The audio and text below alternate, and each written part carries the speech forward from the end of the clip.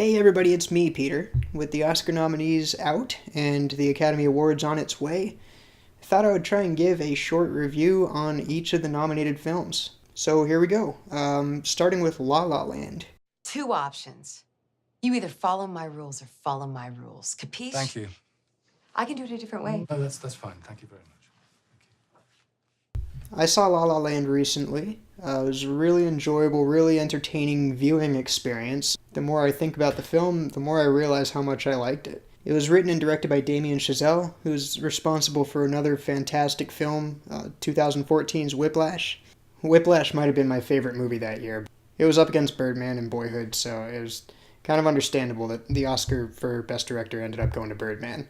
This year, though, I think that he has a really good chance of winning. The film was beautifully shot. A lot of the creative decisions that were made were brilliant. The production design, the costuming, the characters, the story, the performances, everything about this film was just so good, so enjoyable. It had a really interesting way of using color. A lot of really flashy, kind of vibrant colors that pull your eyes in direct contrast to kind of dull, lifeless colors. It felt very much like the fantasy of musicals kind of being interrupted by the depression of everyday life. And the movie felt that way too, just the way that things would happen in the movie. Something kind of magical would start to happen, or something great, something glamorous would start to happen, and then it would get interrupted by just kind of the dullness of life. And even the opening of the movie, it's a musical number in a traffic jam. It's every bit of magic that comes from being in a musical gets a reality check.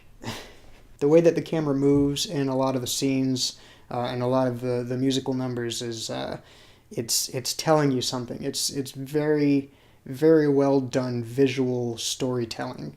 The performances are fantastic. Emma Stone gives a great performance in this movie. She plays an actress, and there are scenes where she's auditioning, and she has to go through this spectrum of emotion in her audition, and then come out of her audition and then go through a whole other spectrum of emotion. All in one scene, all in one take. It was a very impressive performance. Emma, if you're watching, that was a really great performance, and my phone number is 555. Ryan Gosling had a great performance too. He did great singing, great dancing. It was a good performance. But I want to take a second and talk about his piano playing. The way that the film was shot, the way that the camera moved, all very sliding in and out, and with no cuts, all very long tracking shots. It made it impossible for there to be a piano double for Ryan Gosling. So I actually looked it up, and Ryan Gosling plays all of his own piano in this movie. He basically took a 3-month crash course in jazz piano, and all the scenes, even the close-up of hands playing piano, that's all Ryan Gosling. That is just such an incredibly impressive thing. I play a little bit of piano myself. I'm self-taught, which is just another way of saying that I'm not very good. For him to have gotten that good at piano in 3 months must have taken an immense amount of dedication and practice and focus. He must have just been playing day and night. I'm very impressed with what he was able to accomplish. It's actually, I guess, not far off from what Miles Teller did. He had to take a crash course in jazz drumming for Whiplash. It never ceases to amaze me what these actors are capable of. That's a skill now. That's a talent that he gets to walk away from this movie, and he gets to just have that talent now. I'm very, very envious of him to be that good at piano.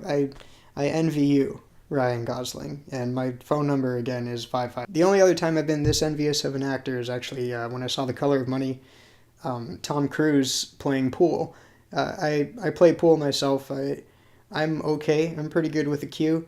But Tom Cruise got to be trained by Willie Mosconi. I know, right? The Willie Mosconi. You've heard of him, I'm sure. And there are scenes, just long takes with no cuts, of Tom Cruise just running an entire table. And he knows how to do that because he was trained by the best. And he's better at pool than I am. And I was just so envious of Tom Cruise for being that good. Anyway, that's how envious I am of Ryan Gosling to be that good at piano. Oh man, I wish. Well, the two of them together, Emma Stone and Ryan Gosling, do a fantastic job. They have great chemistry. This isn't their first movie together. They were in what was it called? Stupid Crazy Love, Crazy Stupid Love. So they've had some time to try and hone their chemistry with each other. And it pays off. They do an amazing job. They work really well with each other. They play off of each other really, really great. So yeah, this is a fantastic movie. If you haven't seen it yet, I definitely recommend it. If you're like me and you study film, then you'll love this movie. I got sucked in right away. I was just focusing on every little detail. A really well-made film. Everything tells you something about the story. The colors that they use, or at least the way that they use colors in this movie, and the way that the camera is moving, and where it's moving, and why it's moving that way. Like that all tells you something about the characters. It all tells you something about the story. So I just was zeroed in on this film. You know, my focus just got so sucked in because every little element in the film was working toward the story. It was extremely well made. And if you're not like me, if you watch movies more for entertainment, you don't try and study them, you don't try and focus on all the little details, I would still recommend it. It's still extremely entertaining, and the musical numbers are great. It's funny, it's touching, it's a really good watch. Oh, I don't have like a rating system. I should have thought this through. Okay, for right now, let's just say 8.5 out of 10. Now, real quick, I'd like to do a spoiler review. So if you haven't seen the movie yet, I recommend stopping the video now. Go out, check out the movie, and then come back and finish this review. So I want to talk about the uses of color. There's a scene where Emma Stone and Ryan Gosling are singing about what a waste of a view. They see the sunset, and the camera shows this glimpse of this beautiful sunset, almost unrealistically beautiful, and they're walking toward it, and then almost immediately the camera pans away and shows this kind of dark, dreary background behind them. It doesn't show the sunset. It goes immediately the opposite direction, and they're walking away from it. There's another scene later when Ryan Gosling's singing City of Stars.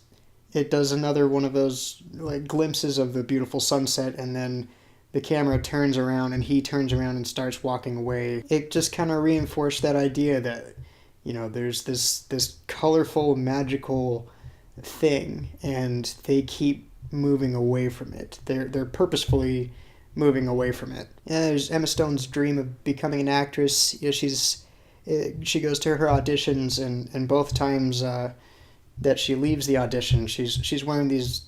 The first time she's wearing this really like vibrant blue jacket, and she like kind of unzips it real angrily and opens her jacket up, and she's wearing this white shirt with a coffee stain all over it. The second time she's got this really vibrant red shirt, and she like unzips it, and again it's just this white dull shirt. And then when they started getting more into like the corporate part of their dreams, Ryan Gosling with music and Emma Stone with acting, the color kind of starts to die away. It kind of starts to fade out of the movie.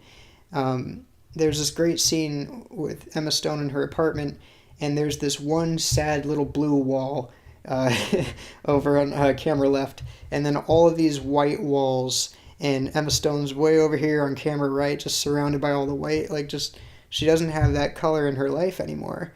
And what I thought was fantastic about it was that the color, you almost kind of feel like it's their dream. You know, it's music for Ryan Gosling, and it's acting for Emma Stone. But I think that the color that they had in their lives was supposed to come from each other.